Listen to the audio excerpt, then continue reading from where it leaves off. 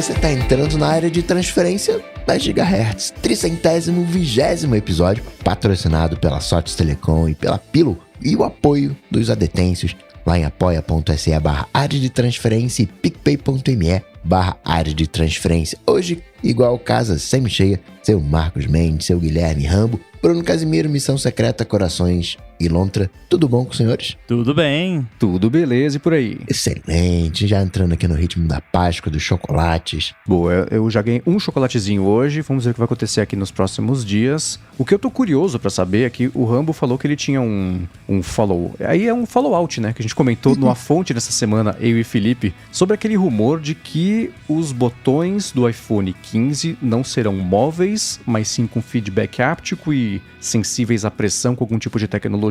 No iPhone 15 Pro parece que vai ser uma coisa contínua, enquanto nos que não são Pro, 2 botões separados, mas o comportamento parece que vai ser parecido ou com o dos AirPods, né, que você aperta um botão que não existe para dar play e pause, chamar Siri e etc.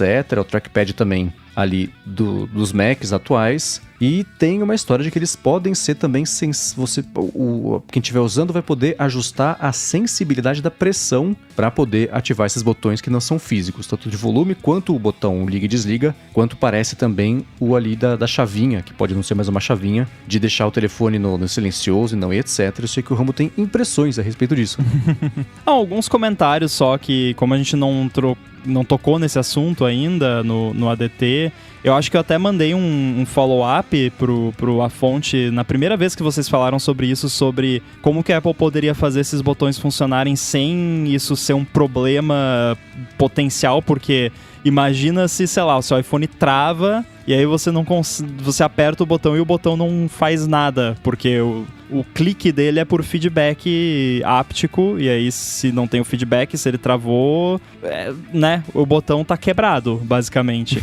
Então, obviamente, isso não poderia ser controlado pelo processador do iPhone, teria que ser ali um processador separado com o Real-Time OS ali, que faz isso tudo independente do processador principal, até para você conseguir colocar o iPhone em modo DFU, fazer todas aquelas maracutaias de botão que você faz às vezes com o iPhone, que se faz necessário. Então, isso tá resolvido, né? Pelo menos segundo os rumores, até já teve rumor falando que vai ser isso mesmo, vai ter ali o processador separado que vai cuidar dos botões. Pode parecer assim, eu vi alguns comentários no sentido de, nossa, mas que absurdo, mas vai botar mais um processador só para cuidar dos botões. Gente, já tem N mil processadores no iPhone, a gente já falou sobre isso aqui, então... hardware separado no iPhone, controlado por chip separado, que fica operando independente do processador do iPhone, normal, tipo, é super normal, processador de bateria, controle de energia, chip 1, esse monte de processadores ali, o 1 agora fica acordado quando o iPhone está desligado, então seu iPhone já não é mais um computador só, aceite, né? Então o botão ali, o botão ser controlado por outro chip é de boa. Agora, o que mais me deixou curioso com relação a isso não foi, na verdade, o papo de vocês lá, mas foi mais papos que eu ouvi de podcasts de fora e comentários da galera. Pessoas que estão muito preocupadas com essa mudança, porque não vai dar pra sentir a posição da chavinha no bolso. E aí eu fico ouvindo esses podcasts comentando isso e vendo a galera, e eu tenho vontade, eu não gosto de me meter em treta de internet, né? Mas eu fico pensando, quem é que faz isso? Tipo, então, na verdade, a minha intenção de trazer esse assunto aqui, olha aí, ó, o Mendes já tá levantando a mão. A minha intenção de trazer esse assunto aqui é meio que pra fazer quase que uma pesquisa informal aqui com a galera que escuta o ADT, tipo... Primeiro, quem mexe nisso? Porque o meu iPhone é assim, eu compro o iPhone, tiro da caixa, boto no modo silencioso e nunca tiro. Tipo, então eu não preciso saber se ele tá ou não, ele está sempre no modo silencioso, porque eu nunca tiro do modo silencioso. Então eu gostaria de saber quem é que tira o iPhone do modo silencioso e por quê, e em que situações, e... em que situação exatamente, com que frequência você precisa botar a mão no bolso e fazer ali um braille do botão do mute pra saber se tá no mute ou não. E como que você sabe? Porque se eu botar esfregar o dedo ali no botão no bolso, eu não vou saber se ele tá no mute ou não. Vou ter que olhar pra saber se tá. Mas eu não preciso, porque eu sei que ele tá, porque tá sempre, porque eu não tiro nunca do mute. Então, Mendes, me conta então, por favor, me ilumine. Primeiro eu tô confuso com uma coisa aqui. O que é mute e o que é modo silencioso? Mute e modo silencioso é a mesma coisa, que intercambiável, eu sei que mute é outra coisa. Mute é quando você baixa o volume até o final, isso seria o mute, mas eu usei de modo intercambiável. Eu quero dizer o modo que seu iPhone não faz barulho. É isso. Barulho de efeitos sonoros, de tocar, de barulho de mensagem, não de tipo você bota um vídeo pra reproduzir. Isso é outra história. Por que eu tô falando isso? Porque eu, quando aciono o modo não perturbe, eu viro a chavinha também. Porque eles não são sinônimos. Se você tiver com a chavinha ligada, eu não quero que faça nenhum botão. Se eu dou play no vídeo e a chavinha estiver ligada, toca. Se a chavinha estiver virada, aí não toca. Em alguns momentos, quando eu tô com o modo... Não, peraí. Agora você vai ter que me explicar, porque você falou chavinha desligada e chavinha virada. O que é chavinha desligada? Eu acho que esses termos... A gente vai terminar o episódio com mais dúvidas que começou, pelo que eu tô vendo tá aqui. Meio confuso. Mas assim, também você tá misturando coisas diferentes. Não perturbe já é outra coisa. Não perturbe, o seu iPhone não vai nem vibrar. Né? Mas esse que é o meu problema. Quando eu coloco no não perturbe, tem momentos em que ele toca. E eu não quero que ele toque. Quando eu coloco não perturbe com algumas pessoas que vão bypassar o não perturbe, aí ele vai tocar, mas... Tá, mas então, no caso, você não deixa o iPhone sempre no modo silencioso. Não, você só faz... Quando ele tá no não perturbe, então quando ele não está no não perturbe, ele faz barulho. Tipo, chega uma mensagem, ele faz barulho. Sim. Se a pessoa, né, tá lá na whitelist lá. Tá, beleza, entendi. Não, é porque eu uso o iPhone sempre no silencioso. E eu conheço muita gente que faz o mesmo, né? Que tá sempre no silencioso. Não importa se tá no não perturbe, se não tá. Então, assim, o meu iPhone, eu não quero que o meu iPhone faça barulho nunca. Só quando eu tiver, tipo, ativamente assistindo um vídeo, uma coisa assim. A única coisa, duas coisas que me incomodam é não ter o barulhinho lá do Apple Pay, do tchim lá, que é bonitinho, e não ter o barulhinho do teclado que eu gosto. Mas fora isso, eu não quero que ele faça barulho nenhum, então ele tá sempre no silencioso. Pra mim, o jeito que eu configuro o iPhone é, se ele tá com a chavinha do modo silencioso ativado, ele nem vibra, ele não faz nada. Chega alguma coisa, a tela acende, ou se for lá só pra central, nem isso, mas ele fica quieto, mudo 100% do tempo. Quando eu tô com a chavinha que seria desativada, que é o modo barulhento, ainda assim ele não faz barulho, mas ele vibra. Dos aplicativos que eu coloco lá pra chegar também, que seria pra fazer o som, só que tira o som, etc., ele só vibra. Então eu tenho dois modos, o vibra e o morto. São os jeitos que eu uso o iPhone. Como ultimamente, especialmente, eu não tô usando o Apple Watch porque voltou lá o lance da alergia no meu pulso, o que eu tô fazendo? Isso é uma coisa que eu já fazia antes quando eu não estava usando o Apple Watch, é por isso que eu tenho esse hábito de, primeiro, já saber se a chavinha tá ligada ou desligada dentro do bolso, porque eu sempre uso o iPhone no bolso esquerdo, sempre com a tela virada para dentro, né, com a tela encostando o que seria na minha coxa. Então, se eu colocar a mão sobre o iPhone, meu dedão fica ali onde seria mais ou menos a área da chavinha. Aí eu ativo para frente ou para trás para deixar ativa ou desativa, ou checar se ela tá ativa ou desativa. Um exemplo prático, essa semana, por exemplo, eu fui lavar a louça, tava esperando você, Rambo, me responder alguma coisa no Telegram da publicação de um episódio do ADT, porque tinha um lance do ADT não, da Gigahertz, que tinha um servidor lá que a gente tava mexendo nessa semana. Nossa, eu me senti julgado esse dia, porque eu até ia comentar, mas daí eu pensei, não, ele tá lavando a louça, então não vou incomodar. Mas você falou, tipo assim, eu aproveitei esse vácuo pra lavar a louça, pra começar a lavar a louça. E aí eu olhei lá, não, mas peraí, quanto tempo faz que ele me lavou? Fazia 2 minutos. Não era que você me deixou no vácuo, esse vácuo de tempo livre pra fazer alguma coisa, que era um dia super corrido, eu falei, bom, deixa eu otimizar tudo. Nossa, mas quanta louça ele consegue lavar em 2 minutos, né? Ah, eu sou eficiente, você ficaria maravilhado. Você lava a louça em 2x. Exatamente, o podcast 2x, a louça 2x. Então é quando eu sei que eu tô esperando alguma coisa que vai chegar, que é importante, que eu tenho que agir imediatamente quando chegar, eu deixo a chavinha no modo que vai fazer o iPhone vibrar, e eu alterno ao longo do dia isso, entre deixar isso ativo e inativo e eu faço 100% tátil. Às vezes eu checo se o iPhone está ou não no modo silencioso sem tirar do bolso, sem nada. Eu só faço o movimento da direção de ligar a chavinha pelo lado certo, das duas uma. Ou a chavinha já tá lá, ela não faz nada, ou ela ativa pro modo que eu quero. Então, eu entendo essa preocupação do pessoal de só do modo tátil você não saber, não poder escolher, enfim, isso piorar essa experiência, porque, pelo menos pra mim, ela é uma experiência real e comum de uso, não é nem Tem um uma aspecto situação excepcional. Quando você vira a chavinha hoje em dia, quando você vira para o modo... No seu caso é diferente porque você customizou, mas digamos, né, no modo silencioso, não silencioso. Quando você vira ela pro... Eu até vou fazer aqui porque eu esqueço, porque eu nunca mexo nisso, mas vamos ver aqui. Quando você vira ela pro modo não silencioso, o iPhone não faz nada.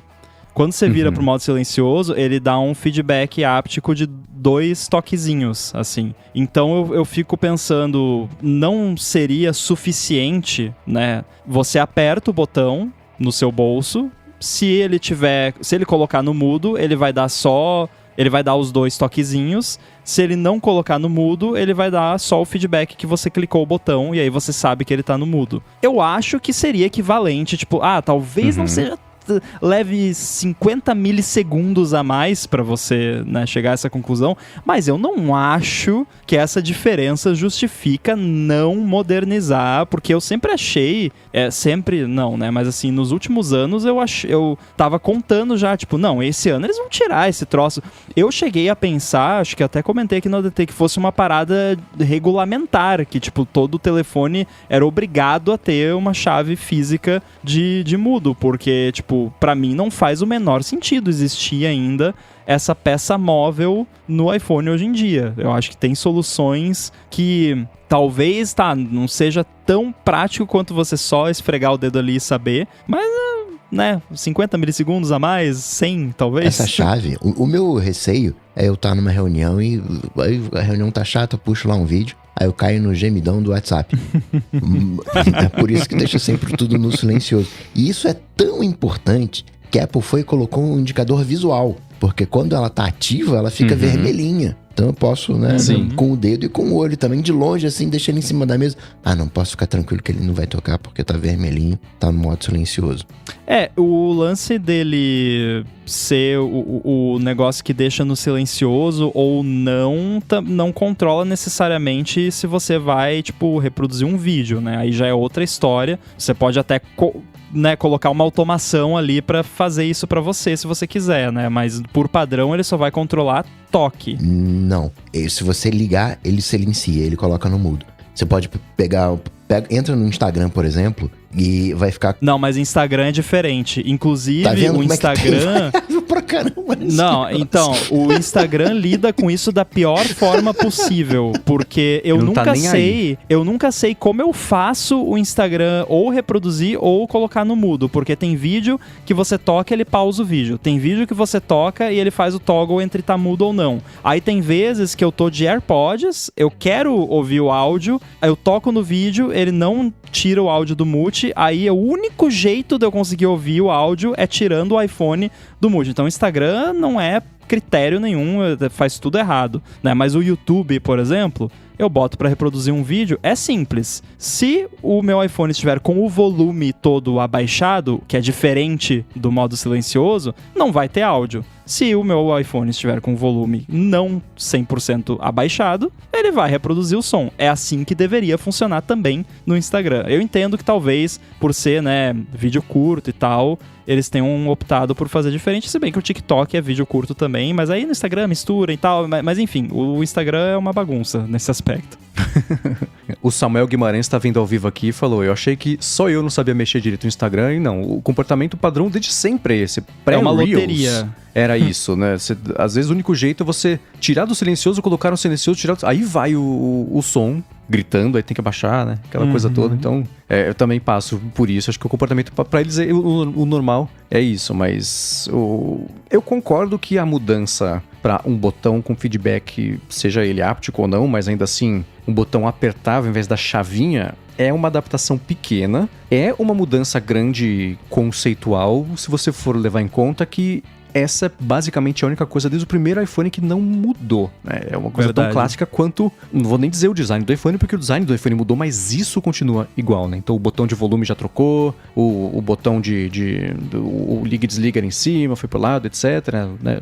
Enfim, as entradas. Então acho que a coisa mais clássica até hoje do primeiro iPhone é essa. Então eu fico triste pelo valor sentimental disso. Sim, não, é o fidget spinner, né? Então, né? Pois é. Então, mas a adaptação mesmo, de dia a dia, é uma coisa que vai ser rápida. E você comentando, eu fui simulando aqui esse comportamento, né? Que seria parecido com o dos AirPods, né? De você apertar. Tudo bem que nos AirPods o feedback é só sonoro, imitando o feedback áptico, imitando o negócio real. Então tem mais um grau de descolamento aí da... Seria tipo o trackpad, Fingindo. que é bizarro sim. e que até hoje eu não acredito que não clica. Tipo, não acredito que não é margarina, manteiga, como é que é? Eu não acredito que o trackpad não clica. Aí quando eu desligo ele e aperto, nossa, é verdade, ele não clica.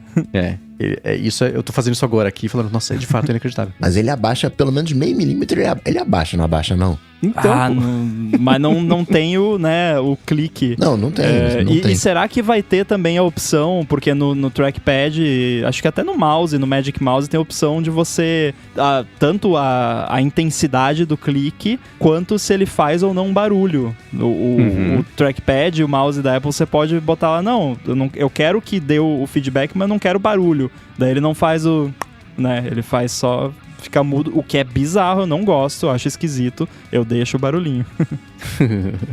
Tem o clique aqui, light, medium e firm.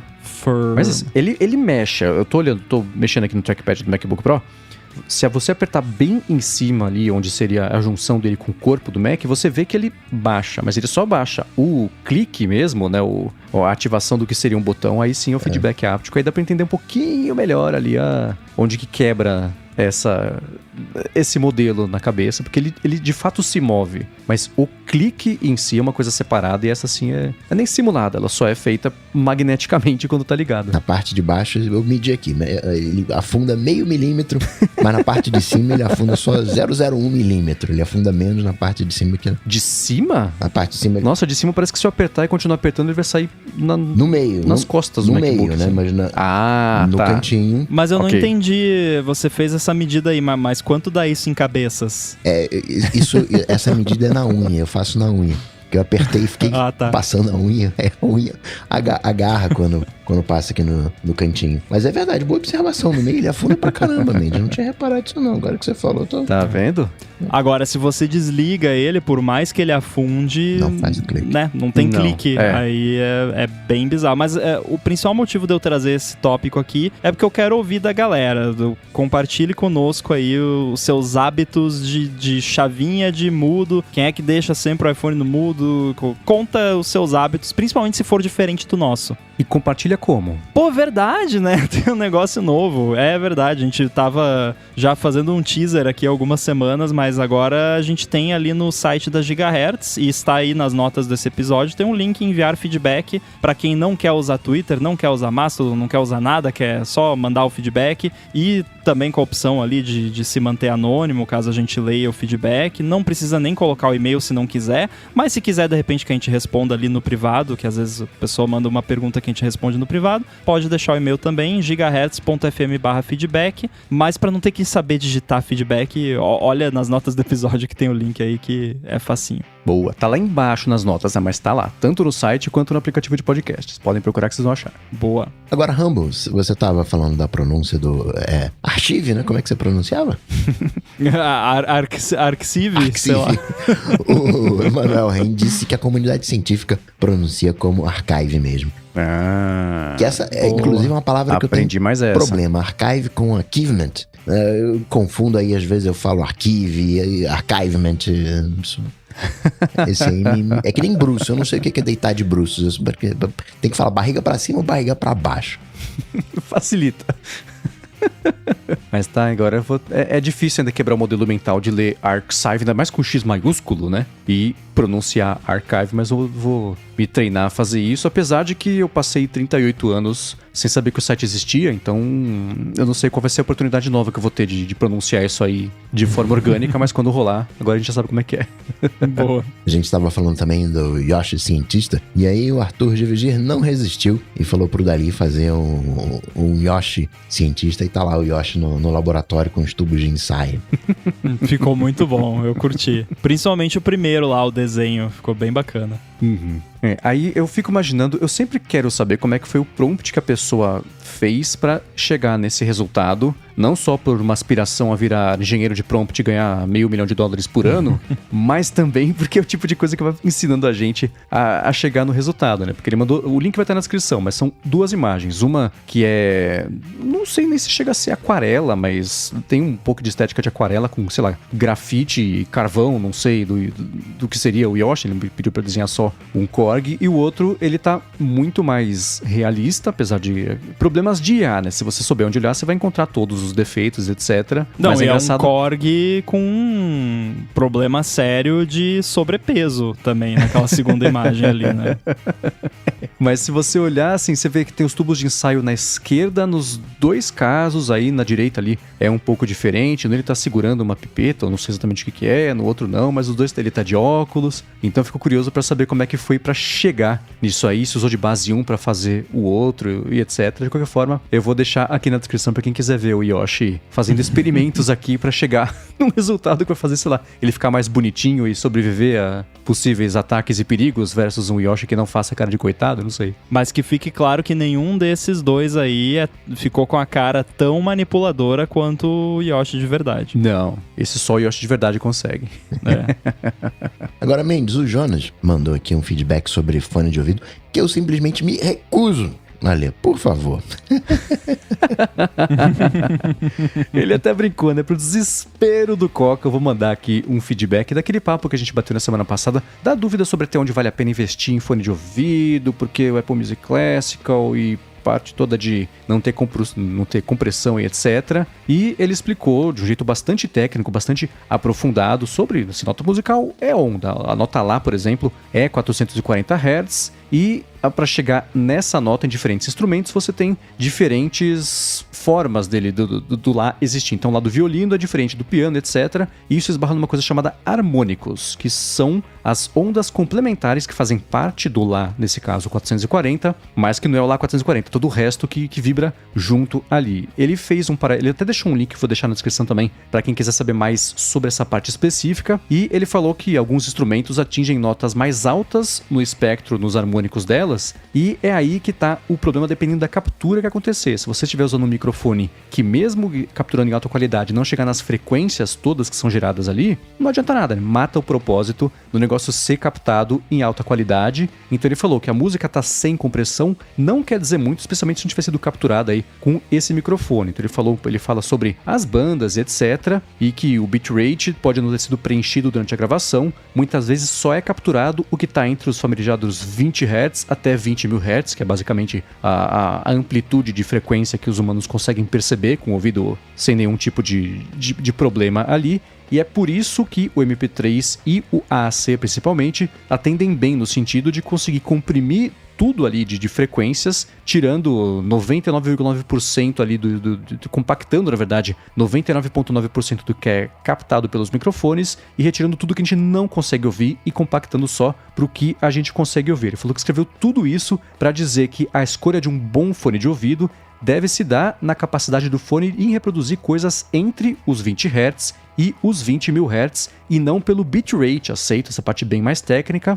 já que 16 bits em 44 kHz atingem já exatamente essa faixa. Ele falou que é sempre bom também lembrar que faixas compactadas em bitrates absurdos demandam muito processamento e é por isso que dispositivos compatíveis são mais raros e mais caros. O resumo é, quem for assinar o Apple Music Classical, um mero fone aí capaz de reproduzir faixas dos 20 aos 20.000 kHz no bitrate de 16 44.110 já está de absurdo tamanho. Só tem que tomar cuidado com os fones Bluetooth mais baratos ou muito específicos e vai estar tudo certo. Ele falou que fatores como isolamento do ambiente, qualidade técnica do fone ou até estabilidade da conexão fazem bem mais diferença do que uma tecnicalidade tão específica aí que o pessoal estava bem preocupado. Então, muito obrigado ao Jonas pelo esclarecimento mais técnico. Eu vou, para quem quiser, eu vou falar com o Jonas. Se ele permitir, eu vou deixar aqui na descrição um link para esse e-mail na íntegra dele, porque tem essa parte um pouco mais técnica, a gente resumiu aqui, talvez nem tanto, para poder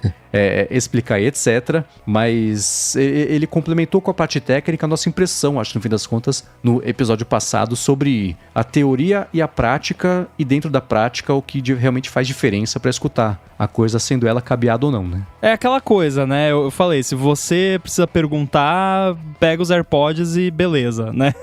Então, claramente, né, o Jonas não é uma pessoa que precisa perguntar, ele responde, na verdade, né? Então, realmente, mas o resumo é aquele que a gente falou, os fones da Apple estão de bom tamanho, você não vai notar falta de nada, né? Só se você for uma pessoa muito exigente, que ainda assim eu já disse que eu, né, sou cético com esse negócio dessa galera que diz que consegue perceber a diferença. Então, eu acho que realmente a qualidade do equipamento faz muito mais diferença do que depois que você passou de um certo patamar ali de compressão ou não, a diferença não vai mudar nada de fato ali no final. Eu caí em algumas fake news ao longo da minha vida. Eu caí na fake news da tela retina. Eu lembro dos... Cabo de ouro. Cabo de ouro? Ah, também, né? Os cabos de ouro.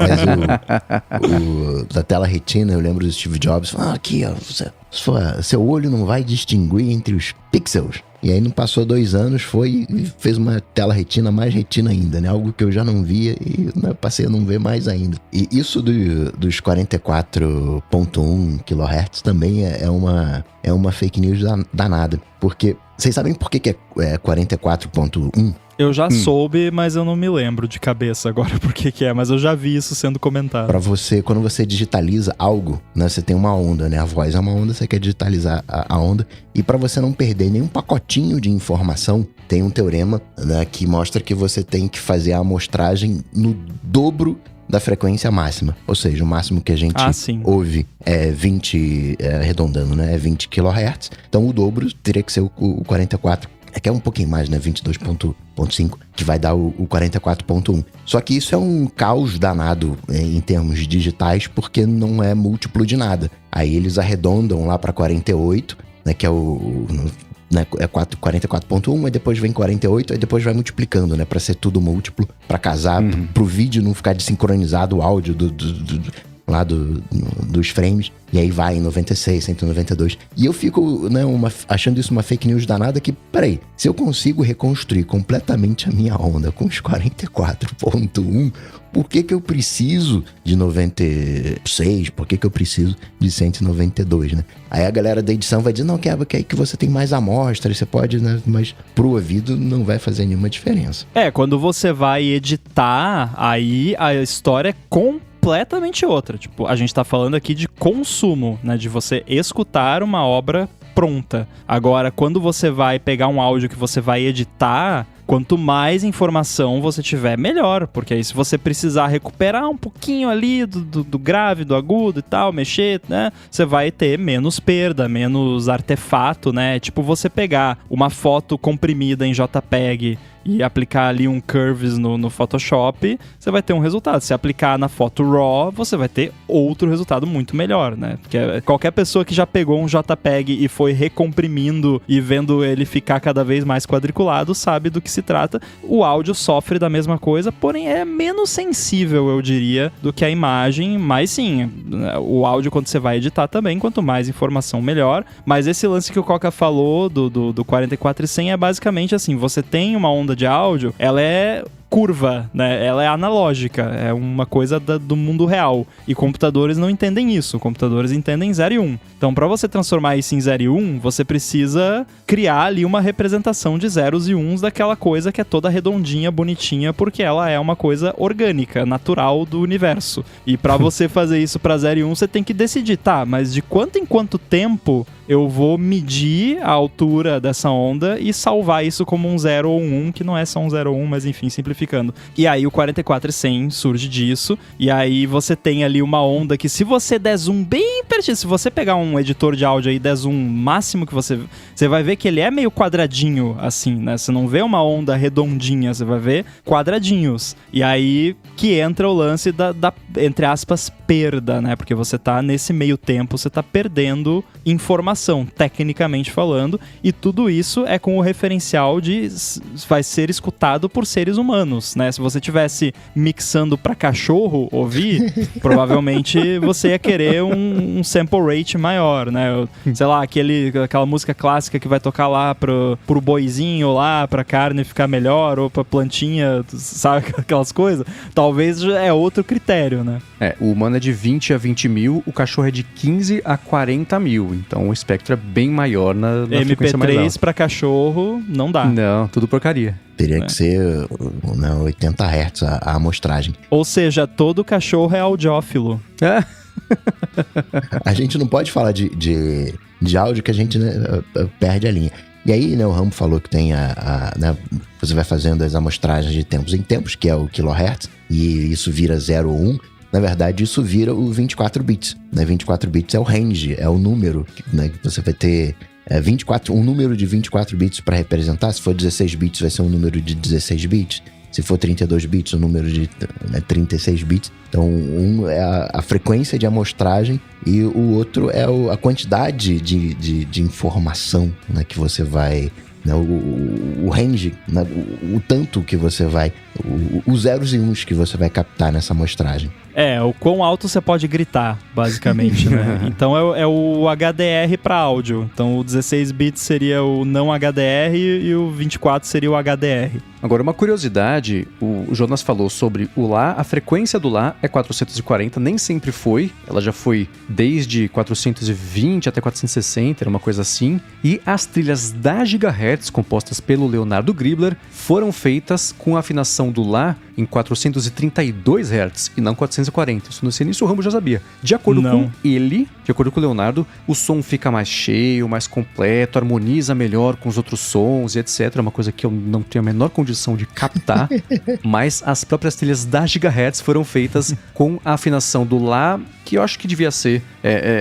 ele era, na verdade, o padrão. Existe uma teoria da conspiração de que foi durante o nazismo, por algum motivo muito maluco, que se trocou do Lá 432 pro Lá 440, etc. Não vou nem me aventurar a tentar explicar isso, que eu vou fazer tudo errado, mas ainda assim, as trilhas da Gigahertz são no Lá 432 e não o Lá 440. E uma curiosidade, né? O tom de telefone de vários países é o Lá 440, mas aqui não. Aqui é o Lá 425. Tenho quase certeza que é isso, eu vou checar. E boto na descrição aqui o link também, que eu lembro que eu estudei com um cara que era alucinado pelo Lá 440, levava diapasão pra escola e batia nas coisas. O extintor aqui é lá, não sei o que lá. Então esse cara me treinou a reconhecer o que é o Lá 440.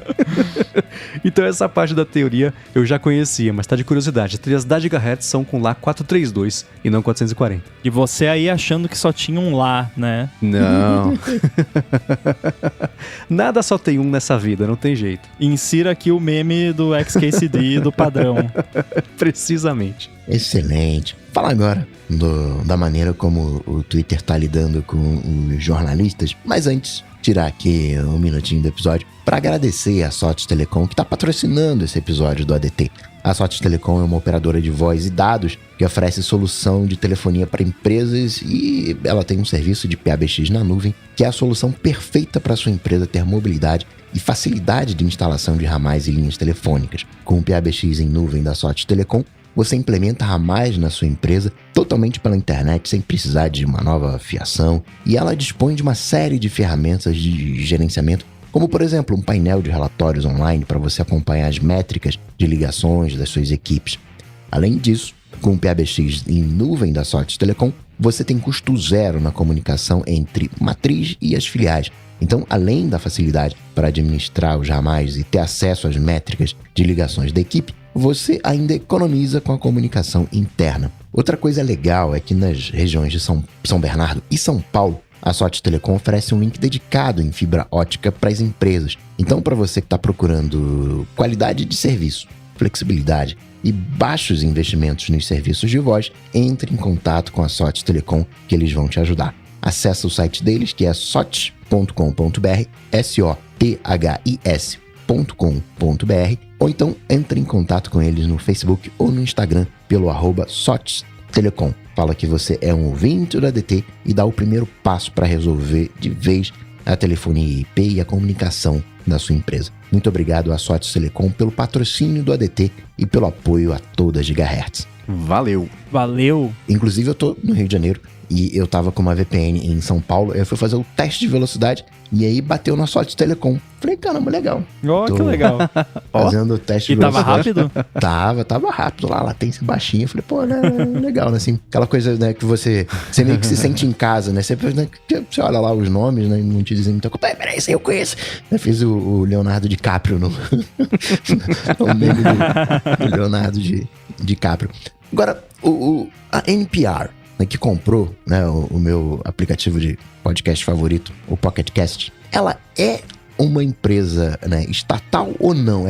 Ela é tipo Petrobras, né, que é uma coisa meio mista, como TV Educativa é totalmente do Estado, não é? Não sei. Olha, o nome, Marcos talvez pode me corrigir se eu estiver errado, mas chutando aqui, não é National Public Radio? NPR? Ela é a National Public Radio, esse é o acrônimo, né? O NPR significa isso. Porém, de acordo com ela própria, ela recebe menos de 10% do orçamento anual dela de incentivos do governo. Então, não sei o que definiria ela ser uma empresa estatal. Se receber Sim. algum tipo de benefício, qual que é o tamanho do benefício, aí vai caber da interpretação de cada um. Mas Porque, é isso, ela é a National Public Radio. Que foi classificado como State Sponsored Media, né? Isso, lá vamos dar o contexto todo? Lá no Twitter. Sim.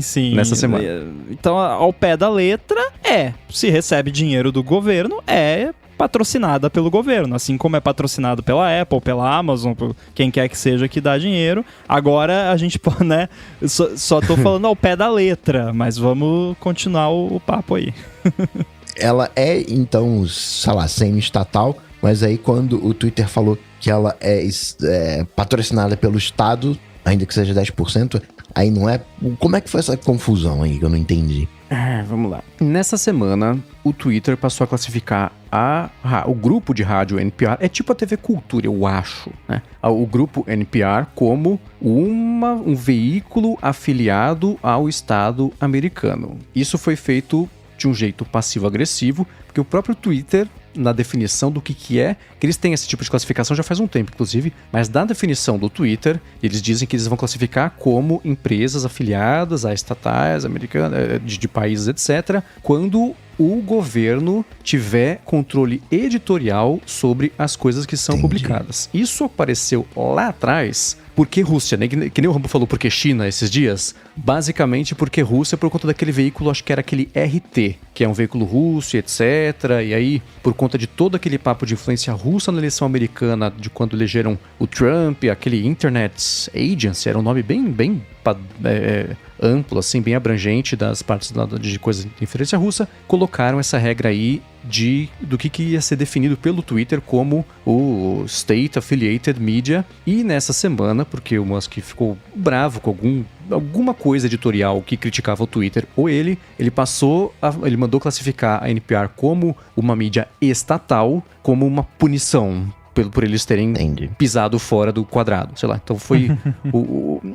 eu tenho um pouco de tendência sobre como eu tô retratando os fatos, tentei ser o mais isento possível, então eu acho que foi isso que aconteceu, mas acho que deu pra entender mais ou menos o contexto aí dessa treta toda específica. Olha, eu não preciso pisar em ovos dessa forma, não. É ele agindo como a criança birrenta que ele é e sempre foi e provavelmente vai continuar sendo. Pronto, eu falei que você não quis falar. Obrigado.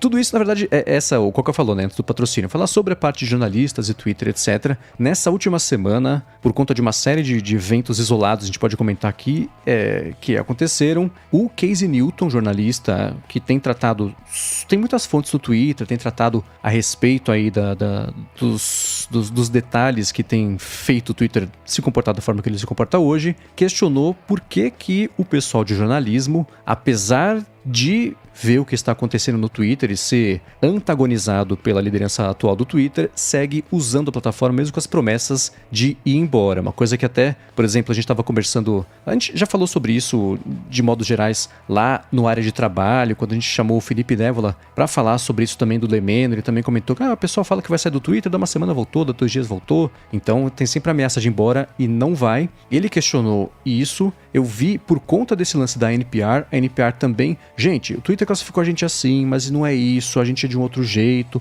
de acordo com o próprio Twitter, a gente não cairia nisso aqui, então eles estão agindo desse jeito, birrento e etc. Mas eles continuam atuando lá no Twitter, né? A gente tem o lance do New York Times, por exemplo. Recentemente também o Times falou assim, não pagaremos pela verificação. O Musk falou, então tá bom, então tira só o do Times. Só porque eles falaram isso, tira a verificação do Times, os outros veículos seguem verificados, jornalistas também. Então faz, sei lá, um mês... A imprensa, quando manda e-mail pedindo esclarecimento de alguma decisão, eles mandam só com emoji de cocô de volta uma resposta automática, né? Nem uma pessoa que tá vendo lá o que tá acontecendo. Pô, mas se eles pagassem alguém só pra ficar mandando emoji de cocô também seria sacanagem, né? Não me surpreenderia ser o próprio Musk fazendo isso. Mas, tirando de lado esse ponto... Rindo na frente do computador, né? Mais mostrando pros psicofantas irem junto pra... Enfim... E isso vem depois, claro, deles de ter acontecido o banimento também de jornalistas por terem publicado matérias com informações que não colocam o Musk sob uma luz muito agradável ou confortável, especialmente para ele que está acostumado a só ouvir amém, né? Ou seja, então, matérias que falam a verdade. Exato. Galera, isso é zoeira, tá? Só pra deixar claro, eu não sei de que matérias estão falando, porque sim, deve ter um monte de conteúdo que exagera, que, né, a gente sabe como é que sensacionaliza, enfim, segue. É só pra deixar claro que foi só zoeira nesse caso. Uma situação pontual. Aquela treta toda da conta do avião dele. Eu acredito em liberdade de expressão, não vou banir a conta que rastreia o meu avião. Deu uma semana, baniu a conta que rastreava o avião, falando que era porque ele tinha sido ameaçado de morte no trânsito por um cara que sabia a coordenada dele. Jornalistas foram na polícia, perguntaram, falaram, cara, não é nada disso. Reportaram, cara, não é nada disso, pronto, foram banidos jornalistas que... Então, nesse caso específico foi isso, né? Então, o questionamento, e eu vim pensando sobre isso, eu não consegui achar... Eu cheguei a uma conclusão, mas não sei se é a conclusão certa. Eu queria discutir sobre isso por aqui, é porque que, especialmente o núcleo jornalístico, segue usando o Twitter, apesar de ser antagonizado e de ser... de sofrer esse tipo de agressão ou de decisões feitas com birra, tipo o lance da NPR. A NPR vai seguir divulgando o podcast, divulgando programação e interagindo no Twitter. Eles são meio reféns da situação, o Twitter sabe disso e por isso vai fazer o que ele quiser? Ou o quê? Por onde a gente começa a falar sobre isso? Cara, eu vejo como uma certa abstração que rola, sabe? Porque eu assisto, por exemplo, às vezes alguns trechos de programas de TV no YouTube e tal, que a galera faz brincadeira com a galera manda Twitter com uma hashtag ou vota lá no Twitter, não sei o quê. E aí, sempre que eu vejo isso, eu penso, nossa, mas o Twitter...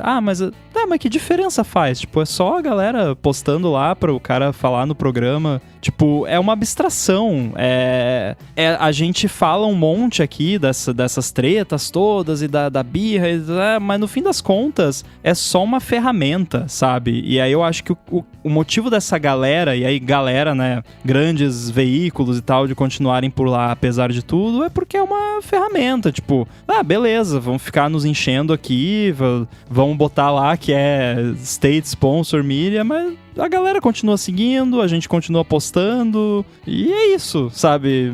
Eu acho que é só uma questão de tá funcionando, então vamos tocando aqui. Eu acho que é muito mais plausível e até fácil um indivíduo parar de usar o Twitter, como é o meu caso, o seu também, né, que por mais que o Felipe tenha dito lá no área de trabalho, né, que não, a galera fala que vai sair, mas não sai. Não, eu saí, de fato, tipo, eu não encerrei a minha conta, já falamos sobre isso, acho que em algum bonus track e tal, eu não encerrei a minha conta porque tem link de tweet meu em matéria de site grande de 5 anos atrás, eu não quero que isso tudo saia do ar. Então a minha conta tá lá, se um dia eu resolver voltar, eu volto. Mas até agora não voltei. Acho que o meu último tweet é de novembro de 2022. E não, assim, entrei vez ou outra só pra ver se tinha mensagem alguma coisa. Então, assim, eu de fato saí. Mas pra mim, que sou um indivíduo, é muito mais fácil tomar essa decisão. Não quero mais usar o Twitter, beleza. Não abro mais o Twitter, não posto mais e é isso, acabou. Agora, pra NPR sair do Twitter, quantas reuniões precisam ser feitas e quantas pessoas precisam assinar um documento de uma ata pra concordar que eles vão sair do Twitter? Então, eu acho que é muito mais uma questão de casca grossa, sabe? Tipo, tough skin. Tipo, tá, beleza, xinga a gente, bota, tira a verificação, whatever. Tipo, a gente é o New York Times, né? Assim, eu não acho que o New York Times precise do Twitter hoje em dia. Mas é bom pra eles estarem no Twitter? Provavelmente ainda é. Apesar de tudo. Apesar dos pesares. O Arthur Regiviger mandou um link hoje. Quer dizer, mandou a imagem, né? E por meio segundo eu fiquei analisando que link é esse que ele tá mandando. Depois caiu a ficha e eu entendi que era um link Mastodon. Mas não tá ali escrito Mastodon. Aquela coisa que eu tava fazendo teste de velocidade e olhei ali o SOTS e cara, não sei do que se trata. O link que o Arthur GVG mandou, eu precisei de meio segundo. Tá, entendi, já decifrei. Quando você olha um Twitter, é automático, tá, já sei o que é, né? O Mastodon, ok, né, também já sei o que é. A gente tá aprendendo a essas coisas. Para uma empresa mudar, né, de plataforma, é algo difícil. Porque a pessoa vai ter que criar conta, né? De que adianta? Eu quero interagir com as pessoas. Então, para eu interagir via Mastodon, a pessoa tem que criar uma conta lá, a pessoa tem conta, né? Mal ou bem, o ambiente do Twitter, ele já tá todo definido. Claro que entra aí as questões, né? O Twitter, ele nunca teve monetização. Agora, qualquer coisa no Twitter é monetização. Você quer o verificado? Tem que pagar. Quer tirar o verificado? Tem que pagar. Você quer acesso à API? Tem que pagar. Você quer tudo que você tem que pagar. Não é uma crítica a pagar ou não, mas houve uma ruptura muito grande no modelo do Twitter, né? APIs que, né, pararam de funcionar, né? Toda aquela coisa, né? O Twitter tinha uma coisa muito... A Apple também um pouco assim. Quando você olha para a história da Apple, tem um momento que a Apple, ela é super geek, né? Super geek no nerd, no real sentido da palavra. E tem um momento que ela vira pop, né? Tem um momento que ela... Não é que ela se afasta dos geeks, mas já não é mais a mesma coisa. Não, eu sou agora a maior empresa do mundo, né? Essa geekaiada aí que se lasque aí. Não, eu sou aqui, eu sei o que eu tô fazendo. Teve uma ruptura na estrutura da Apple. Até, né, você vê foi no artigo recém, né, o perfil recém que saiu do Tim Cook, mostra como todo mundo lá no Vale do Silício quer ser o primeiro a fazer as coisas. E o Timóteo tá lá tranquilão, né? Passa aí, brinque aí, né? Depois a gente vê o que dá, né? Passa a ser uma outra vibe. Eu olho pro Timóteo e não vejo ali um cara geek. E não é uma crítica no processo, não é isso. Né? Sei lá, eu olho pro Elon Musk, você vai ver uma apresentação do Elon Musk, não sei até que ponto isso é verdade ou não, mas enfim, é aquilo que me passa. Você vê que ali tem ali um cara desconfortável, né? Você vê que tem ali um geek, você vê que tem um cara ali, né? E por mais que, né, ele recém colocou o cachorrinho lá do Dogecoin no perfil de todo mundo, e aí subiu o Dogecoin, não teve um negócio desse também que ele fez? Teve. Vamos ganhar um dinheirinho aqui, coloca aí o Dogecoin aí, vamos ganhar um dinheiro. Enfim, né, coisas aí questionáveis no processo, não é esse o ponto. Mas acho que teve uma ruptura, uma maneira de lidar, a galera tá descobrindo como lidar com isso, mas o Twitter ainda segue sendo o Twitter, ele continua sendo um monstrão, né? Não dá pra desmantelar o Twitter assim. Eu tenho essa impressão. Eu tinha uma outra impressão sobre o impacto que essas mudanças todas estavam causando de um jeito mais amplo no mundo. A verdade mesmo é que ninguém liga. Ninguém, no modo macro. A gente aqui, na nossa bolha e etc., sabe o que está acontecendo, consegue reconhecer o que é um bug, o que é um problema, mudança de comportamento, etc, etc. A galerona tá nem aí, né? Quer sim, falar do BBB, Foi o lance que eu falei lá do programa de TV. Tipo, é uma abstração. Ninguém liga. Aí eu fico pensando no seguinte, pra galera de jornalismo, o Twitter começou há 17 anos, então há 17 anos disso pra frente agora, todo mundo veio investindo nessa presença social, etc. O Twitter, por estar lá desde o começo, centralizou todo mundo antes de rede social ser um negócio. Você tinha o MySpace, um Friendster, um Orkut, o Facebook que veio depois. O Facebook soube crescer neutralizando a concorrência, beleza, o Twitter era diferente porque era proposta outra, etc. Então, não existia muito pra onde ir. Ele foi concentrando por ter aparecido primeiro, concentrou todo mundo. As redes que apareceram depois, pegaram uma fração disso. Você Instagram foi comprado pelo Facebook, o Facebook ajudou no crescimento do Instagram, etc. Hoje em dia, eu vejo de novo do lado do jornalista, né? Da pessoa que veio lá construindo sua quantidade de seguidores, 5 mil, 10 mil, meio milhão, 1 milhão, não sei quantos milhões, né? Veículos, etc. Então, a impressão, e talvez seja a realidade, eles têm os números, né? De quanto do tráfego no site vem a partir do Twitter, né? Então, pra essa galera, é difícil abrir mão disso pra começar de novo num outro lugar, porque vai ser, eu vou cravar aqui, hein? Vai ser impossível alguma plataforma chegar ao tamanho do Twitter nos moldes do Twitter. Por quê? Tá aparecendo um monte, né? Alternativas ao Twitter não todo dia aparece um site novo que é pra ser o novo Twitter. E com isso, uma galera vai nesse site, aí vai no outro site, vai no Mastodon, vai no Blue Sky, vai no T2, vai no Post News. Você tá dispersando só essa galera, então não vai ter um centralizador do tamanho do Twitter. Então os jornalistas e os veículos estão presos ali, o Twitter sabe disso, vai continuar maltratando essa galera e não vai fazer diferença, porque pro grande público, quem segue a NPR tá interessado nas historinhas que eles publicam, historinhas sem falar mal, mas nas pequenas histórias de interesse humano que eles publicam no This American Life, por exemplo. Não tá nem aí e nem tem que ser punida porque o Musk comprou e tá batendo no NPR. Quem tá ali só acompanhando o veículo não tem nada a ver com essa história. E o veículo sair do Twitter seria uma punição contra essa galera. Fala assim, não, eles vão nos achar nos lugares novos. Pode ser que sim, pode ser que não, mas você tá piorando o seu serviço em prol de uma decisão que pode ser sua de negócio, pode ser uma decisão sua moral, qualquer um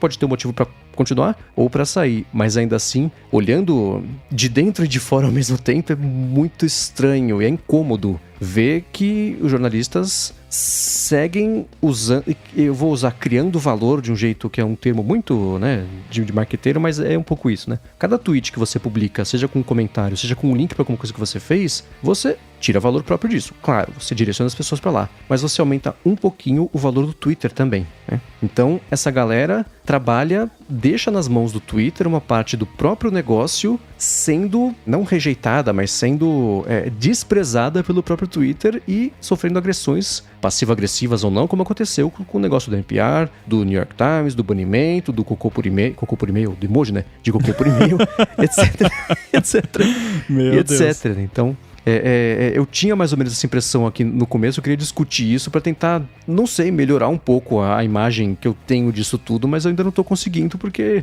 ainda me parece que essa galera é meio refém dessa dependência que tem do Twitter pelo tamanho que ele tem. Não, eu acho até... Eu achei interessante que o Coca, no comentário dele, foi direto já no lance de trocar pelo Mastodon, né? Sendo que quando eu comento... E não é uma crítica a você, Coca. Isso é fato, né? Que se você vai comentar da galera sair do Twitter, você naturalmente já vai pra... né? Mas vai pra onde? E o meu comentário já foi no sentido de... Tá, é isso, não vai pra lugar nenhum, sabe? Só sai do Twitter. Mas eu não vejo mais como uma situação de refém. É aquela coisa de... Tá, sim, desde sempre, entre aspas, né? Desde quando existe o Twitter, tá funcionando. Tem essas annoyances agora que, por enquanto, não são o suficiente pra galera desistir, sabe? Tipo, beleza. O NPR depende de mandar um e-mail pro Twitter e não receber um emoji de cocô de volta pra conseguir twittar e pra galera ver os tweets? Não. Então, tipo, sabe? Então... Não que eu ache bonito e certo, mas é aquela coisa, tá funcionando, tem trocentos zilhões de seguidores e tem engajamento e é isso. E é como você disse, a galera não tem culpa de que o site foi tomado por uma pessoa escrota. Tipo, eu não consigo ver como um negócio de refém, é só uma situação que é cômoda e mudada, muito trabalho, então vamos ficar assim, sabe? Não é que, tipo, pra mim seria refém se, tipo assim, não, se o NPR sair do Twitter, acabou o NPR, sabe? Ou, meu Deus, vai ser... vão ter que demitir metade dos funcionários porque vai cair metade do faturamento porque saiu do Twitter. Aí eu já vejo uma situação de refém, que talvez até algumas empresas estejam nessa pegada. Mas eu acho que não é o caso de nenhum desses que a gente falou aqui. CBS, NPR, New York Times, eu não acho que se eles saírem do Twitter, eles vão à falência. Eu acho que o negócio do NPR é complicado porque o termo, né, que eles usam, State Sponsored Media, ele é carregado porque era reservado só às mídias estatais russas e chinesas. Era basicamente isso, né? Se fosse uma conta chinesa, tá lá. State Sponsored Media quer dizer que ela é filiada de algum jeito ao Partido Comunista Chinês ou então é o lance da Rússia. Então, classificar eles como isso sinaliza o quê? Dá mais... munição ainda para que a gente, já para quem não gostava do NPR pela linha editorial, que não é exatamente a linha editorial conservadora, ultraconservadora americana. Então a gente já sabe que de um lado, por exemplo, na Alemanha, eles aumentou tanto o caso de abusos online que eles podem ser multados, e o Musk falou, nossa, nem tô sabendo. Então, eu não li os estudos, então vou repetir uma coisa que eu não sei aqui, mas a impressão que eu vejo dos estudos que saem é que aumentou a quantidade de situações abusivas porque as pessoas que têm comportamento abusivo sentem-se mais respaldadas a fazer isso. Se você coloca lá que a NPR é uma mídia controlada pelo Estado, quem não tá no time, entre aspas, do Estado vai começar a se sentir mais empoderado ainda para jogar emojis de cocô pra cima da NPR, né? Então você cria um ambiente mais antagônico ainda e a NPR vai ter que passar por situações mais apertadas ainda por causa de uma decisão de colocar um selinho ali. E o que é curioso é o seguinte, né? Você tinha, por exemplo, o selo de verificado, que em teoria era para ser só que aquela pessoa é quem ela diz ser, mas ganhou um status e um símbolo de destaque. No selinho de State Sponsored Media é ao contrário, né? O selinho é verificado para pior, né? Você está sendo acusado de ser comprado pelo governo para empurrar histórias manipuladoras e conspiratórias contra o time oposto. Então, tem um lado do conservadorismo dos Estados Unidos que vai ver essa oportunidade que você falou. Porém, tem uma outra parcela que existem certos termos que... E isso é uma coisa que deve rolar por aqui também até certo ponto, mas eu vejo muito isso na galera, principalmente conservadora dos Estados Unidos, que tem certos termos que você não pode aplicar a nada que seja dos Estados Unidos. Um deles é terrorista. Então, quando algum estadunidense comete algum ato de terrorismo, não é terrorista. Não, é o atirador, é o... sei lá, né? Não é terrorista. Terrorista é só de fora, principalmente de certos países que eu não preciso mencionar.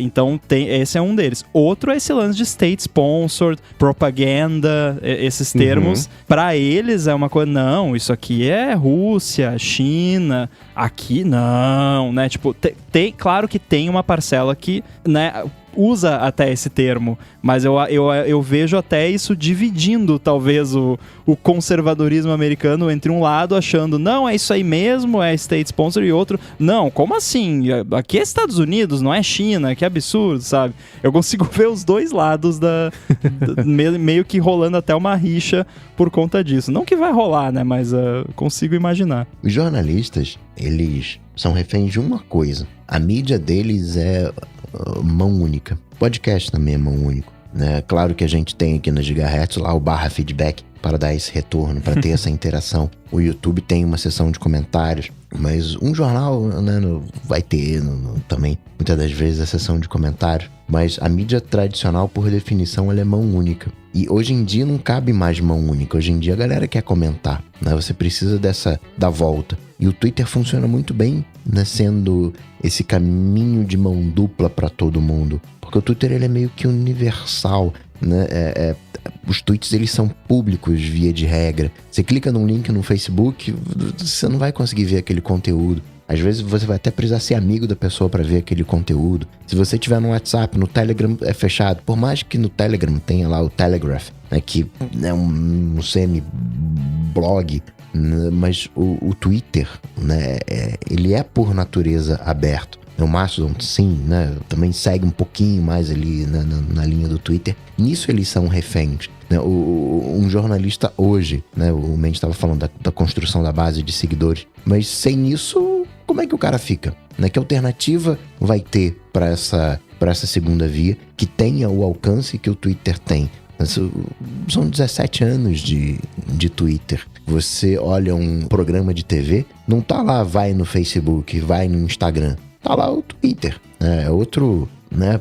Aqui no Brasil acho que nem tanto, mas nos Estados Unidos, todo programa que eu vejo de TV tem lá algo de Twitter, né? Tem o passarinho naquela no Lower Third. Mas só pra complementar e talvez pra encerrar aqui, porque existia a expectativa, não a torcida, mas a expectativa, a hipótese de que depois, especialmente da primeira demissão em massa, e da segunda, e da terceira, etc., que o Twitter ia acabar saindo do ar, ia sumir, etc., E aí o Casey Newton, nessa newsletter dele que ele publicou nessa semana, ele falou que é uma coisa que eu achei... Eu queria ter pensado nessa frase. Ele falou assim, neste momento, parece que o Musk tá aprendendo o que o Jack Dorsey já sabia. É muito difícil matar o Twitter. Mas que você tente, não consegue.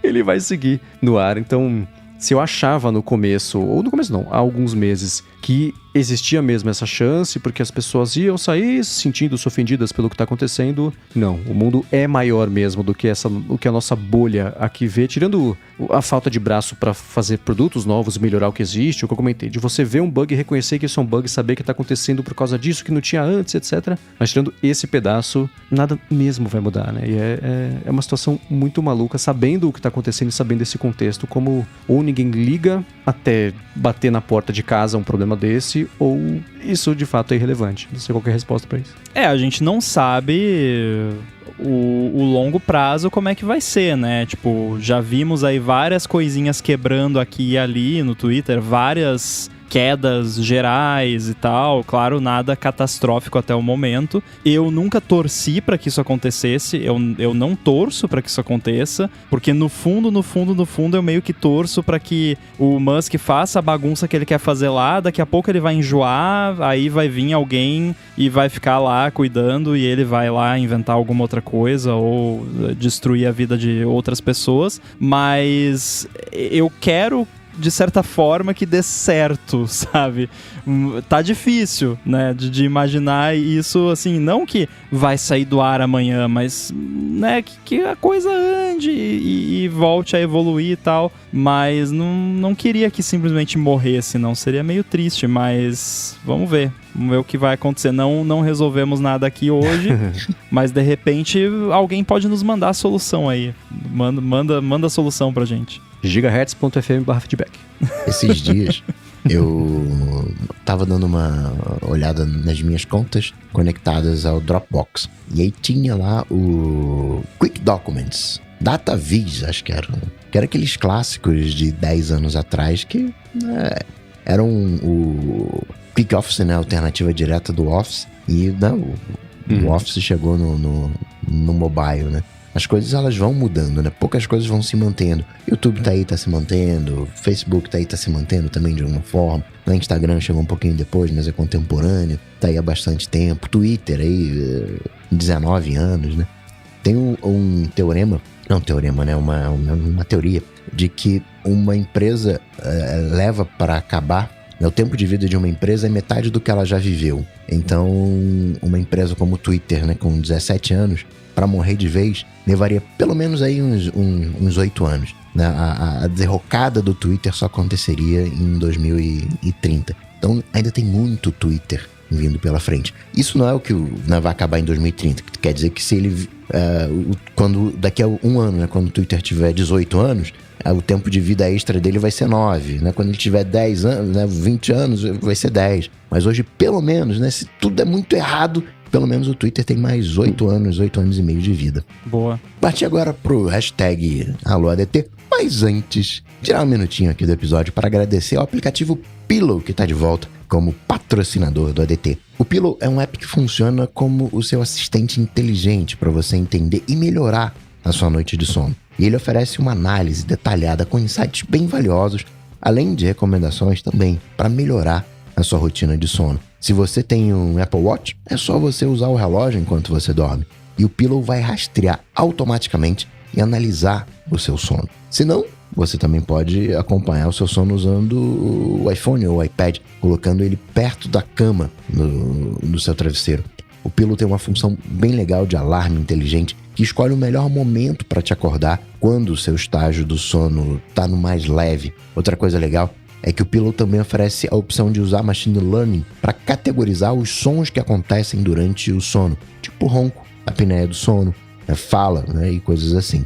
A interface dele é bem fácil de usar para você explorar e entender melhor os dados do seu sono. E os algoritmos deles estão sempre evoluindo de acordo com os achados científicos mais recentes das pesquisas sobre o sono. Quem usa o Pillow com o Apple Watch também curte ver a análise da frequência cardíaca para cada sessão de sono, para você ver, por exemplo, a queda na frequência cardíaca, variação na frequência, nível de oxigenação do sangue e até a frequência da respiração durante o sono. Eles também têm uma preocupação bem grande com privacidade, então todas as informações são criptografadas e armazenadas de forma segura no aparelho e na conta do iCloud. Se você escolher usar o iCloud com o app, a análise do som também acontece localmente no iPhone ou no iPad. Isso nunca vai para a internet. Por fim, no Apple Watch também eles oferecem uma série de complicações para ajudar a você a olhar rapidinho os dados básicos da sua noite de sono. Para saber mais sobre o Pillow, acessa lá pillow.app. Ele é grátis na App Store e tem uma assinatura opcional que libera todas as funções do app. Além disso, ele é totalmente traduzido para o português, o que é bem legal também. Então, mais uma vez, acessa lá pillow.app para saber mais. Muito obrigado ao Pillow pelo patrocínio do ADT e pelo apoio a toda GHz. Eu quero contar Valeu. uma coisa sobre o Pillow, que ele desbloqueou um recurso do meu Apple Watch. Olha que legal. Casualmente, eu não sabia, eu fiquei sabendo agora que eles iam patrocinar esse episódio, isso não foi planejado, mas na noite de ontem pra hoje, eu sempre durmo com o meu Apple Watch, o Series 6. Eu tenho séries... É o 8, né? O mais recente. Eu nem lembro mais. É o 8. O mais recente, o do ano passado. Eu sempre eu uso ele no dia a dia, e aí eu tenho um Série 6, que é o que eu tinha antes, que eu uso pra dormir. Por acaso, ontem, eu esqueci de trocar o Apple Watch, eu fui dormir e acabei dormindo com o Apple Watch Series 8, que é o mais atual. E aí hoje, quando eu acordei e tal, o Pillow sempre me manda ali, 1 hora mais ou menos depois de eu acordar, ele me manda o relatório do sono.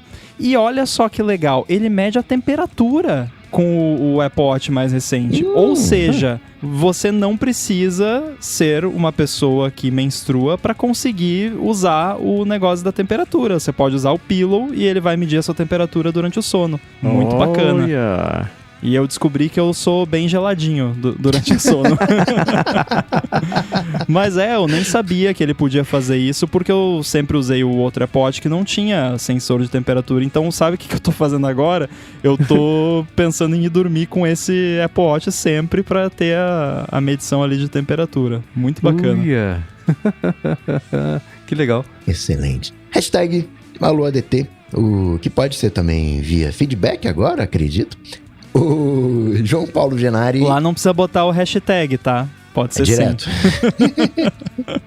O João Paulo Genari quer saber se ainda vale a pena, a essa altura do campeonato, um MacBook Air M1. Ele tem um MacBook Pro de entrada, sem touch bar, de 2017, que a bateria tá pedindo troca. Não acredito que vai usar coisas muito pesadas e tá começando ali a estudar um front-end, um back-end. Até quando será que ele terá suporte da Apple pro macOS? Pegar um M1 não vejo como nenhum problema atualmente, mesmo porque agora que, como diria Steve Jobs, Apple controls the whole banana, o suporte, eu suponho, do macOS que vai ter uma boa longevidade, assim como acontece hoje em dia nos iPhones, né? Então, eu acho que, se você for considerar, por exemplo, que os Macs Intel, a versão atual do macOS cortou agora, acho que os Macs de 2015 já eram um suporte super bacana quando existiam diversas variáveis que a Apple não controlava. Com ela controlando tudo, eu acho que o suporte vai ser bem prolongado. E o M1, apesar do M2 já existir, segue uma excelente máquina. Porém, que eu vou levantar aqui é o seguinte: o João Paulo Genari, eu não vou falar que país que ele mora porque ele não deu autorização, mas eu sei que ele não mora aqui no Brasil, então ele não paga em reais, paga em euros. Acho que eu posso falar a região geral. Então, pagando em dinheiros, num lugar com um câmbio um pouco mais favorável, talvez valha a pena esperar passar a WWDC, porque há rumores do MacBook Air novo, com o processador atualizado, talvez tamanhos de tela diferentes de hoje em dia e etc.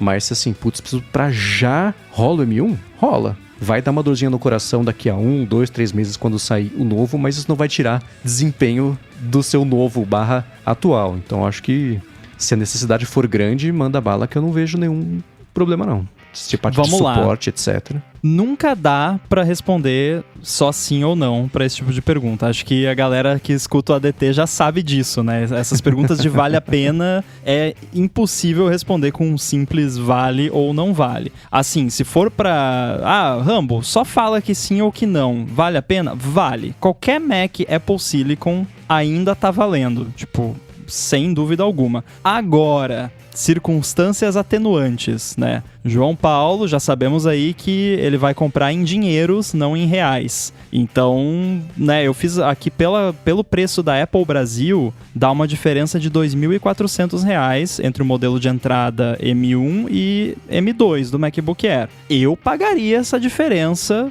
né? Claro que aqui no Brasil dói pra caramba, lá fora deve doer também, mais menos. Então já consideraria isso. Pela descrição que o João Paulo deu aqui do uso dele, eu acredito que tanto faz M1, M2, beleza, os dois iriam funcionar tão bem quanto, mas é aquela coisa, vai investir uma grana? Investe no melhor que você puder, né? No que vai durar mais tempo e que vai te satisfazer aí pela maior quantidade de anos possível. Então eu consideraria fortemente, porém eu nem estava lembrado dessa outra circunstância atenuante que você mencionou aí, que é a questão de que parece que aí tá pra virando a esquina ali, tá saindo MacBook Air M3, talvez até um modelo de 15 polegadas, vai ter um de 13 e um de 15, e aí talvez você não queira comprar o M3, mas talvez o M2 fique mais barato, muito provavelmente, ou então talvez o M1 fique ainda mais barato se mantiver o M1.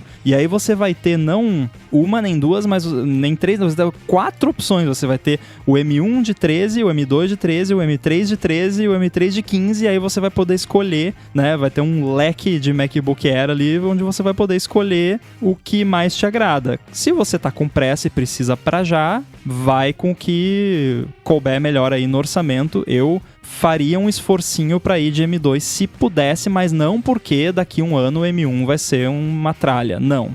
Vai durar muito tempo ainda. Saber exatamente até quando vai receber atualização não dá, nem a Apple sabe, provavelmente eles não decidiram isso ainda, né? De vez em quando rolam ali uns cortes, mas eu acredito que Apple Silicon vai demorar muito ainda para eles começarem a cortar nos updates. Então, a má notícia, João Paulo, é que a gente não pode responder só sim ou não para a pergunta, porque é difícil. A boa notícia é que você tem opções. Se você esperar um pouquinho, você vai ter mais opções ainda e nenhuma delas é ruim. Então, divirta-se. Tem um outro dado, no geral é isso aí mesmo, mas tem um outro dado, que o M2, ele é um novo shape. O M1, ele é o shape anterior do Air. Verdade. Então, tem gente que compra Mac, né, por exemplo, né, ele tá com esse MacBook desde 2017, já tá com problema de bateria, é o último ano provavelmente que vai ter suporte de macOS. Não, o tempo de vida útil de um notebook tá mais ou menos aí, com atualizações, em torno de 7 anos, depois disso, né, mais um pouquinho ali, né, não vai ter peça, né, chega até a durar uns 10 anos, mas enfim, o ponto aqui é qual que é? Se você vai usar um MacBook até ele acabar, né? Tipo, você vai usar até quando? Até acabar. Enquanto eu apertar Enter e estiver pulando a linha ali, eu vou continuar usando, vou arrancar a bateria. Coloco na energia. Aí tudo bem um M1. Agora, se você tá pensando em, de repente, não, eu vou usar aqui uns 2 aninhos, daqui uns 2 aninhos eu vou revender, aí vale mais a pena pegar um M2, porque o M1, ele, quer queira, quer não, ele fica datado, né? Você olha pra ele, é como se ele tivesse um botão home ali de iPhone, né? O olhar, né? Você já fica com aquela cara de velho frente ao novo. Mas... Coca, eu fiquei com uma dúvida, porque, na verdade, a minha recomendação costuma ser justamente o contrário. Seria, se você pretende ficar muitos e muitos anos com a máquina, pega a mais recente, porque ela vai continuar nova por mais tempo. Por que a sua recomendação é justamente o oposto disso? Eu não entendi. Porque quando é pra você, né, você aceita aquilo, né? E quando eu quero ficar por algum tempo e eu quero vender isso pra alguém, né, fica mais atrativo por ser uma coisa nova. Agora, né, todo mundo tem uma bermuda furada que a gente continua usando em casa, né, pra dormir. A gente não vende a bermuda, né, furada, né? As coisas, entre aspas, né, velhas, a gente, né, guarda aqui, fica aqui no cantinho, aqui, né, até como... Usa pra dormir, que nem eu com o Apple Watch velho, exato, né? Exato, não vende por essa linha de raciocínio. Agora, usar o Mac pra dormir seria estranho, né? Mas não, eu entendi. Eu acho que os dois... Dá pra entender pelos dois lados, é questão filosófica mesmo. Coloca o Pillow, instala o Pillow no MacBook Air. O Ricardo Cardoso quer saber em que idioma a gente utiliza vossos devices. Eu gosto de vossos, assim, eu acho muito legal. De vez em quando a pessoa me pergunta assim, qual é o seu pronome? Vós. Acho muito legal. E a gente usa em inglês, português, né, e aí carangueja. Eu uso em português. Eu uso só em inglês, tanto os dispositivos quanto a Siri também. Eu costumava usar em português quando eu trabalhava muito com a criação de screenshots, etc., especialmente para o blog do iPhone ou para a revista iThing que a gente tinha, mas depois que eu parei de fazer esse tipo de coisa, agora os dois só em inglês, porque é preferência e costume, desde os primórdios de iPhone que não tinha em português, e quando tinha traduções horrorosas, tipo o iPhone se chamar Ivone, que era o clássico do feio absoluto de falta de atenção da Apple, mas hoje, apesar da tradução estar beleza, é o jeito que eu tô acostumado, e coisas como, por exemplo, usar a Siri em inglês me dava a oportunidade de poder usar em dispositivos que ela nem está disponível no Brasil, parte toda de HomePod e Apple TV, que agora tá dando para usar, mesmo estando ela em inglês, para quem era da região do Brasil, configurado no Apple TV, e por parte da App Store, etc., não tinha como usar, mas eu tendo a usar tudo em inglês porque geralmente as funcionalidades chegam antes para quem usa desse jeito, versus depender da boa vontade e lista de prioridades aí das coisas chegarem para português ou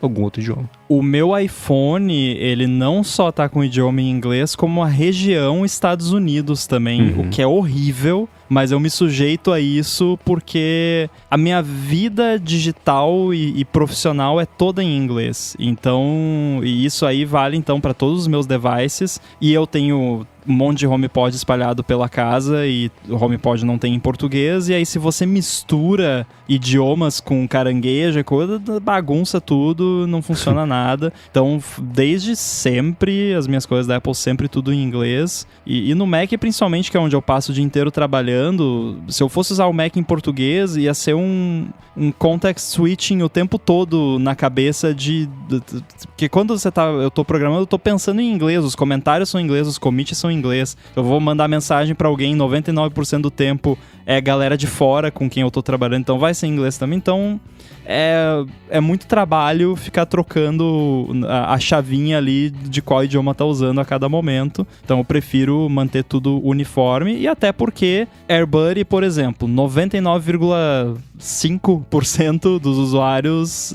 usa o idioma inglês no Mac, então se eu vou dar suporte pra alguém, eu tenho que saber o nome das coisas no macOS em inglês. Se eu for tirar um screenshot pra mandar, clica aqui, faz não sei o que, tem que estar em inglês. Então, se eu fosse usar o Mac em português, eu tenho que ficar trocando o tempo todo. Na época que eu escrevia pro UOL, eu me atrapalhava muito, eu vivia pedindo ajuda pro Mendes. Cara, como é que chama isso aqui da Apple em português? Os nomes dos apps, que eu não sabia nada. Aí eu tinha até um device de teste que eu deixava em português para poder consultar lá nome de app e ajustes do iOS, mas hoje em dia eu não preciso mais disso, então sempre tudo em inglês. Eu uso em português justamente pelo mesmo caso do Mendes, né, na época de blog de iPhone e da revista, porque quando eu estiver falando de Stage Center, né, eu vou tentar me policiar pra falar palco central. É meio canalice isso, porque tem coisas que são em inglês, né, é FaceTime, não é hora da cara. Você chamou de Stage Center, você misturou Stage Manager com Center tá vendo Stage. só? Eu não sei o que é deitar de bruço, aí me complica todo aí a história. Mas eu não sei vocês, né? Quando eu vou assistir a um filme com atenção, eu gosto de assistir em inglês. Mas quando é algo de segunda atenção, né, tipo assim, é só pra deixar a TV ligada fazendo barulho enquanto eu tô fazendo alguma coisa, eu prefiro em português. A minha segunda atenção, né, capta melhor. Eu não preciso ficar dedicando o CPU do cérebro pra entender o que tá rolando. Fica natural em entender em português. E eu consigo contar pra você completamente o filme. Mas se tiver em inglês, vai ter umas partes que quando eu me concentrar, que eu vou me perder. Eu já tenho a Neural Engine de inglês, então não rola tanto. Quer dizer, depende do sotaque, né? O sotaque dos Estados Unidos é super de boa. Da Inglaterra, ok. A Austrália já começa a complicar um pouquinho e tem alguns que realmente fica difícil, né? Ou então, tipo, quando eu assisti a House, que aí tem aquele monte de termo médico e coisa, daí não dava, tinha que ser com legenda e ler a legenda, porque não dá, né? Talvez hoje em dia eu até conseguiria entender, mas naquela época eu ainda tava um pouco menos fluente, mas eu entendo e é essa coisa, quem mexe com o público, né, que nem você, Coca, você faz conteúdo sobre, né, com dicas das paradas e tal, então se você fosse usar o seu Mac em inglês ou qualquer coisa em inglês, o seu conteúdo não ia servir o seu público, sim, né? Que espera que esteja em português. E aí não adianta, então acaba sendo muito mais útil você fazer dessa forma. Por isso até que eu tinha na época, né, que eu fazia lá pro blog em português, eu tinha um device em português só para conseguir consultar ali as paradas. E por último, o BM Borges quer saber por que a gente usa música de fundo durante todo o programa. Ele tem a impressão de que, usando música de fundo, inviabiliza o cortar silêncios do Overcast e diminui o impacto da conversa. Ele manda um abraço a todos nós e adora o programa. Adoro o programa, menos a música de fundo.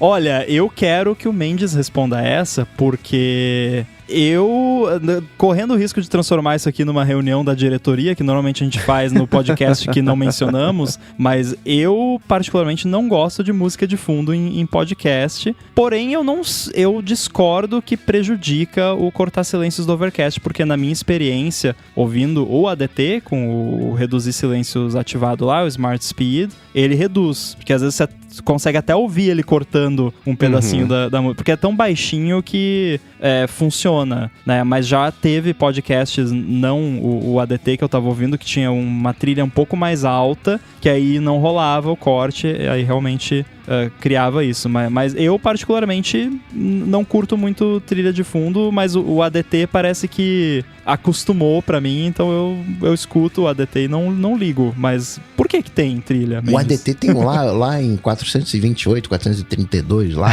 a afinação. A única coisa que eu discordo é que diminui o impacto da conversa. Eu acho o contrário, porque, né, você consegue, né, eu acredito que ele esteja reclamando porque tem um silêncio maior e aí aparece a música. Mas é bacana esse momento porque tem o impacto dramático, dá pra pessoa né, pensar. Entendo, né, quando se quer ouvir num 2x acelerado, né, e fazer aquele download direto pro cérebro, mas tem um lado olhando como uma obra, né, tem uma cadência. Mas diga-mente. Aí entra a diferença entre preferência pessoal e se adequar ao que as pessoas querem. Pessoalmente, eu detesto trilha em podcast. Eu acho que distrai, eu acho desnecessário, eu não gosto. É uma linguagem de rádio... Deve ter cabeça de muita gente explodindo agora, né? Nós somos uma fraude.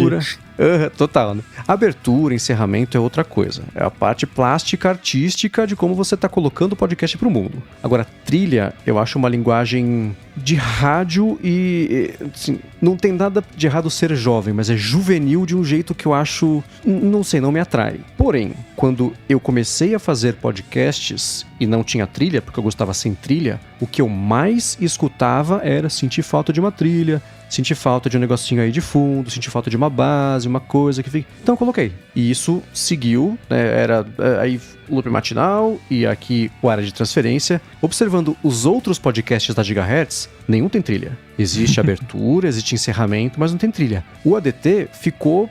por ser uma coisa que veio antes, é como a gente já está acostumado e etc. Mas vamos fazer o seguinte, vamos deixar na mão de vocês que escutam o ADT, se a gente mantém a trilha ou se a gente tira a trilha. Não é só porque eu falei que eu detesto que é pra tirar. Não, se vocês curtem, que bom, o ADT está entregando o que vocês querem e vai continuar assim. Então a gente vai deixar aqui na descrição uma enquete pra vocês escolherem se o ADT continua com a trilha ou se tira a trilha, com um asterisco. Se tiver um cheiro de manipulação, de alguém tentando votar mais de um jeito, aí esquece, desliga tudo. Não. Vamos fazer direitinho, bonitinho, pra vocês ajudarem a escolher. Eu vou deixar o link aqui na descrição do episódio para vocês fazerem a votação, porque...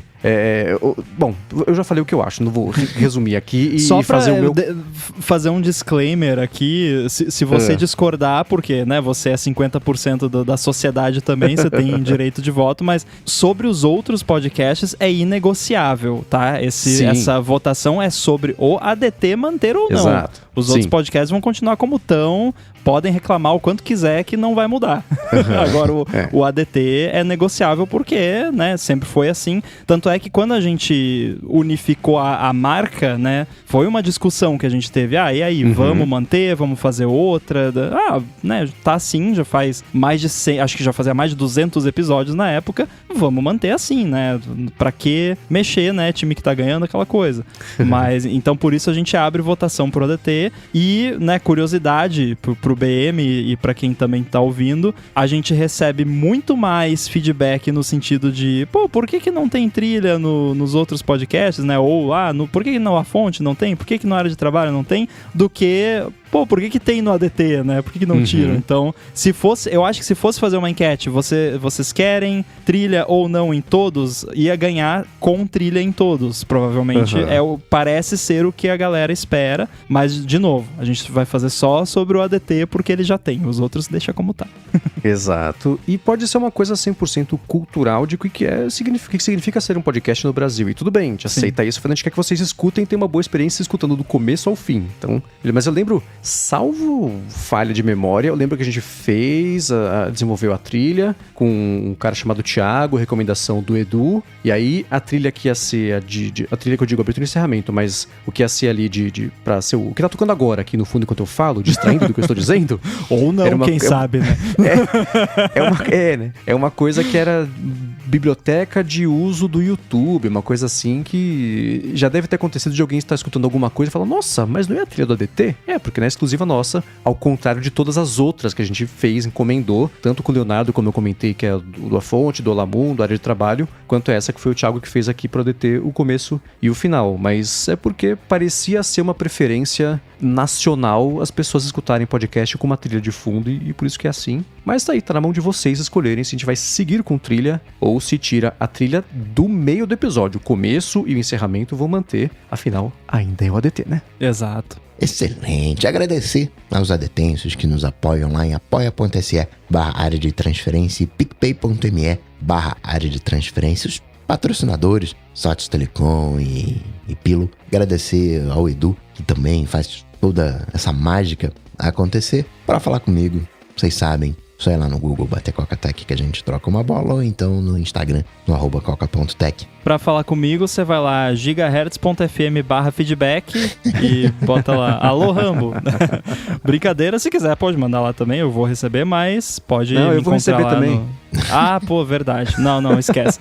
Vai lá no Mastodon, @inside no mastodon.social. Valeu. Muito bem, eu sou MVC Mendes no Mastodon e no Instagram, apresento um monte de podcast aqui na Gigahertz e o Bolha Dev, que se você não conhece, dá uma espiadinha. Todo dia de 5 a 10 minutinhos, notícias sobre tecnologia, inovação e desenvolvimento, e também escreva lá pro ifeed.pt. Tudo dito e posto, a gente volta semana que vem. Tchau, tchau. Valeu. Falou.